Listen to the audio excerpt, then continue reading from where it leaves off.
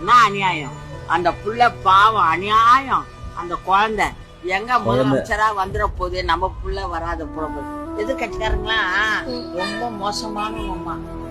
நானே தின்னணும், நானே வாழணும். பழைய பெருச்சாலி. கண்டிப்பா எதிர்கட்சிக்காரங்களா பழைய பெருச்சாலிடா. இவன் புதுசு, இவனுக்கு ஒண்ணும் தெரியாது. குழந்தைக்கு ஜனத்துங்களுக்கு கெலிக்கணும், நம்மளுக்கு ஓட்டு போடணும், அவங்கள நம்ம முதலமைச்சரா வந்துட்டா அவங்களுக்கு நல்லது செய்யணும் தான் அந்த குழந்தைக்கு. வேற எந்த எண்ணமும் கிடையாது. இந்த பாட்டி கிட்ட இருக்க தெளிவு கூட மக்கள் கிட்ட இல்ல. எவனோ சொல்றான்னு எல்லாத்தையும் மண்டையில போட்டுக்கிட்டு என்னென்னமோ பேசிட்டு இருக்கானுங்க. அணில் அணில்ன்றீங்க, தற்கூரின்றீங்க.